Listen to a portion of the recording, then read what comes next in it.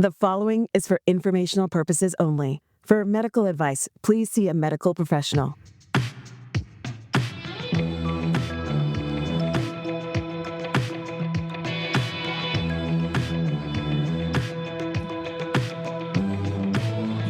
Welcome to Staying Alive with Margaret and Susy. Today we're going to talk about water, H2O. What we're talking about today is hydration. It's, as Susy reminds me often, we can live without food, but not without water. Because you know what? The body is 78% water. The heart and the brain is 73% water. The muscles, our muscles, 79% water. Our lungs, 83% water. So as you can hear, it's essential for all bodily functions. It aids in our digestion. It delivers our oxygen through the body. It's H2O. It's delivering our oxygen, and it lubricates our joints. And so there are many things that we can feel in the body that will tell us when we're dehydrated. So, Susy, take it away and talk about what happens when we're dehydrated. Welcome. Yes, dehydration. So there's a lot of things that happens to the body when it doesn't get enough fluid, and primarily water. You can get urinary tract infections, super common. And just as a warning about urinary tract infections, when people are older, they don't get the same symptoms as when you're younger. Sometimes people who with urinary tract infections over the age of 65 just get confused. So, keep that in mind if you're around a family member who's older or for yourself. Yeah. Also, you can get heat stroke. You can have heart problems, kidney failure, blood clots, just lightheadedness. I like to tell this story because it happened to me once where I was dehydrated and I fainted and had to go to the hospital and had a concussion and had to be rehydrated. So it's an important thing. When you lose fluid, you upset your balance of electrolytes in the body, which keep your body functioning. So proper hydration helps you keep those electrolytes in balance. And electrolytes are minerals that keep things going. Potassium, sodium, things that keep your heart going, your lungs. It's really important. That's really useful information, Susy. And so what we're hearing is that dehydration happens at any age. Mm-hmm. We've heard horror stories of young athletes falling down on the field, that it's more common in elderly people, and it's more commonly confounded in the older population because we might be taking medications or have other health conditions that we are confusing with dehydration, like dizziness being one of the number one things that might happen with different meds or whatever, but it could be that we need to drink more water. Mm-hmm. And so it turns out that dehydration is super common. Yeah. The NIH says that 75% of Americans are chronically dehydrated, and research has shown that 20 to 30% of the population and higher in children and older adults walk around chronically dehydrated. So why is it so common? Well, it's interesting. Some people have different thirst mechanisms. Not everyone feels thirsty the same way. And I've had people tell me, well, I just never feel thirsty, or else they eat maybe when they're thirsty. I don't know. Oh, yeah. Our bodies are designed, though, to tell us when we're thirsty. And as we age, this can change. So sometimes people don't recognize. And again, you said that people are on medications. There are definitely medications that affect electrolytes like potassium and sodium. And so that can affect hydration. Temperature affects hydration. Hotter weather, we obviously need more water, more fluid to keep our bodies cool. Activity level, sweating. But also, I think people of older years are sometimes afraid to drink water because they're afraid they're going to have to go to the bathroom when they're out in public. Yeah, and that becomes a big problem. A lot of people have incontinence issues, and so I don't want to drink water because then I'm going to have to go to the bathroom. I've had so many people tell me, I never drink water in the evening because I don't want to have to get up to have to pee in the middle of the night. And I don't know that that's necessarily a good plan. I think your body can learn to regulate those kind of things if Yeah. you work at it. Yeah.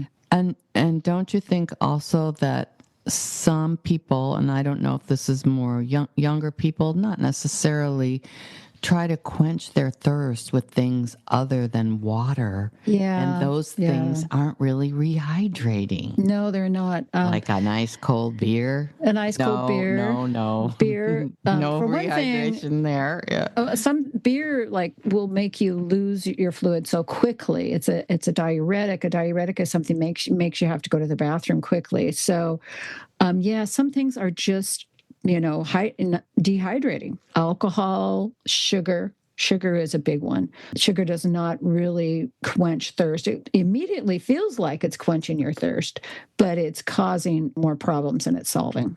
Yeah. Yeah. And another thing that I found out, because I did go through some medical procedures where they were monitoring me and saw that I was dehydrated. It's nothing like going in for surgery where like, oh, we can't perform the surgery. You're dehydrated. We can't get the IV in your vein. You're so dehydrated. And so one thing I've found in just recent years, really, that the old wives' tale of drink 6 to 8 cups of water per day, that really does not apply to many people, because the rule of thumb is that we want to drink about half our body weight in ounces of water per day. And so for me, that's like 10 and a half cups a day, not 6 to 8 cups a day. And for many people, like 6 to 8 cups a day might be good for a child, but I mean, if you do the math, a large man would need A lot. 12, 14 cups a day or something. Yeah. And so there's that. And then there's also the fact that the body can only absorb so much water per hour. So maybe we haven't drunk water for hours, and so then we try to quench our thirst by drinking 5 cups of water at a time, but the bladder can only absorb 8 ounces of water in a 20-minute period. And so you're going to urinate out all that other water that you drank besides the 8 ounces. And so you need to drink that water at a more slow rate. So that's another reason. Yeah. Start early in the day is my plan. Start early in the day. That's really especially good if you're a advice. coffee drinker. Coffee actually can be a little dehydrating also. So you might want to, try to drink some water along with your coffee, or drink water first thing in the morning. If you're a person that has to get up in the morning and take pills, that's a good time for you to drink a lot of water. Also, I think for people who are afraid about incontinence, it's a lot easier to just drink your water first thing in the morning, get your body going, and then you're not going to be so thirsty as you go through the day. It's interesting because it's not unlike food.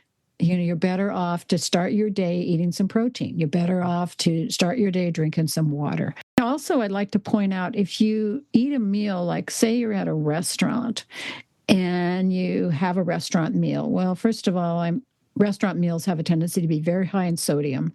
Sodium can make your body retain water. And then maybe you have some alcohol with your meal.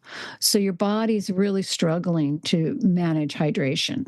So always try to keep that in mind. I know when I go out to eat, I'm always like so thirsty. Could we break that down a little bit, Susie? Because I remember back in the olden days, they'd say, take salt tablets in the desert.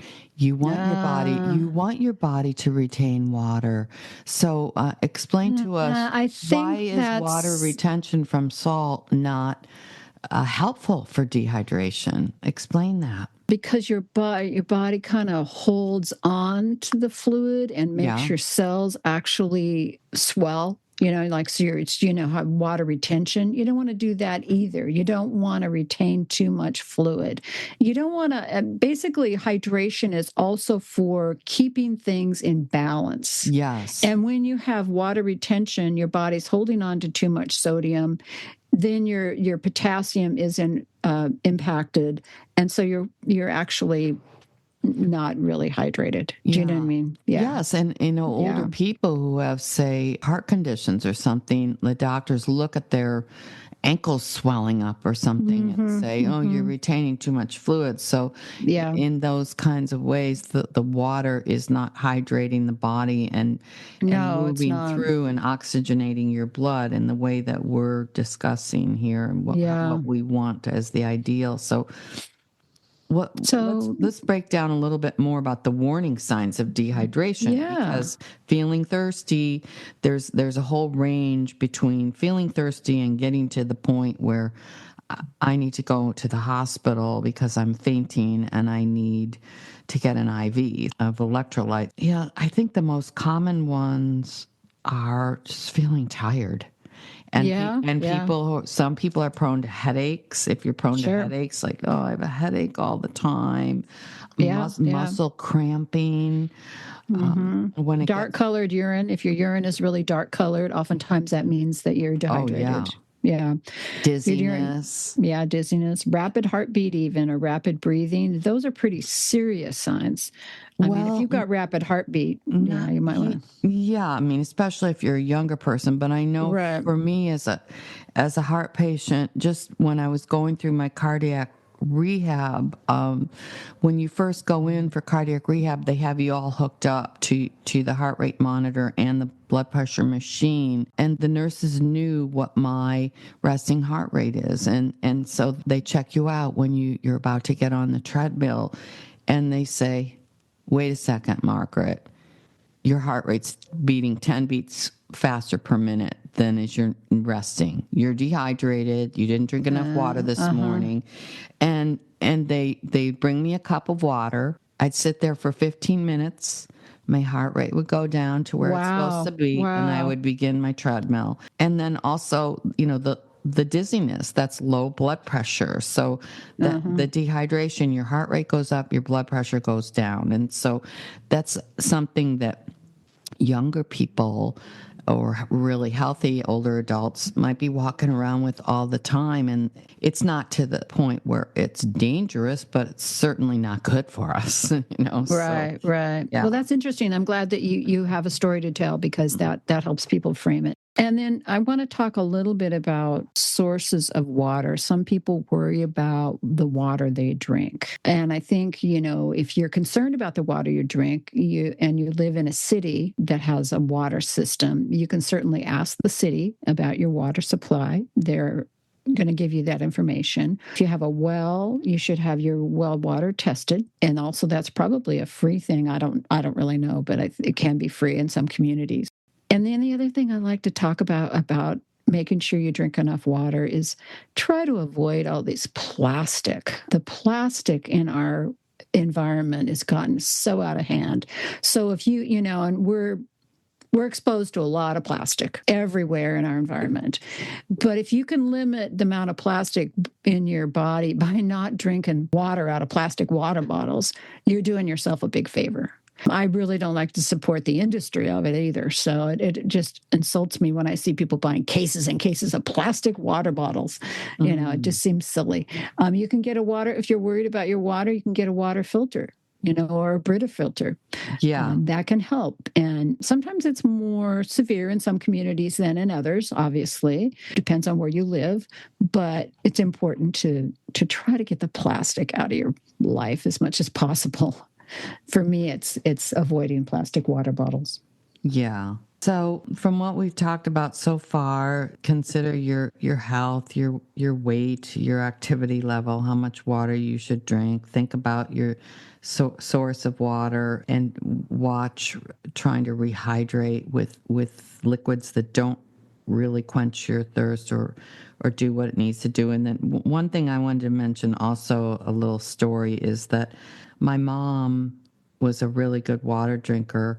And when she, elderly age, had congestive heart failure and was on diuretics, it turned out she needed to, the doctor said, no, when you have that, you have to restrict your water to 6 cups a day, because that's the only way to manage the swelling around your heart and lungs and the shortness of breath. And it has to do with Yeah, the sodium and the electrolytes that are within the medications that people take. And so if you have any type of major health condition, talk to your doctor about it. But we want to make sure you're drinking enough. So what are some tips on how to stay hydrated? What would you say? I mean, the Brita and thinking about the source of your water is really good. Well, I like to tell people some people just don't like to drink water. I mean, they think it has to taste like something. There's nothing wrong with putting a little bit of lemon, or what I do for my family is we have mineral water with a splash of pomegranate juice and a splash of kombucha. I just make myself little mocktails with some mineral water, which is okay to drink for hydration. Oh, that's a great idea. Yeah. And if you're not sure if you're dehydrated because you're like, I'm not really aware of having any of these symptoms, another little is try the skin pinch test. Just take your skin and see if it snaps back easily. And if it doesn't, just pinch your skin. If it snaps back easily, even if we're elderly and we're not as elastic as we used to be, it will snap back. And if it's going more slowly or doesn't return to normal, you know you're dehydrated. You need some more water.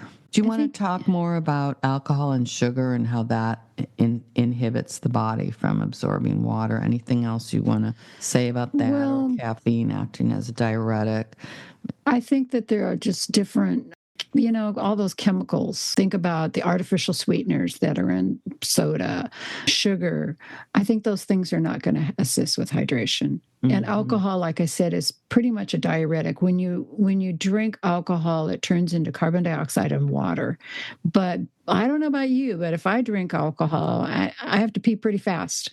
And I don't know if that's not going to hydrate your body. Yeah. Not quickly anyway. It's designed to make you want to drink more. I don't know if you know this off the top of your head, because I don't, but I think it's a misconception that people think, oh, if I have to urinate too much, there must be something wrong with my bladder. That's not good. But actually, if you think about it, it probably is a good thing. Well, it depends on if you're actually urinating or just feel like you have to urinate. Okay, there's a big difference. I mean, if you feel like you have to urinate and nothing's happening, then you might have a UTI. No, I'm not at that point. I didn't mean that, but yeah. So it's important, and again, we can't emphasize enough. If you're really concerned, if you're on a medication, if you have a health condition like a heart condition, you need to talk with your doctor. We're not doctors; we're just foodies and health people who like to talk about what's good for our bodies. Yeah. Well, this is good. Thank you. Yeah. I think we've pretty much covered everything we want to say today. Anything else you No, I don't think so. Just remember to drink water. Enjoy life. Okay. Water is life. Yes. Okay. So thanks again for listening to us. Yeah. And until next time, we are staying alive. You've been listening to Staying Alive with Margaret and Susy. This show is hosted by Margaret Cooley and Susy Hymas.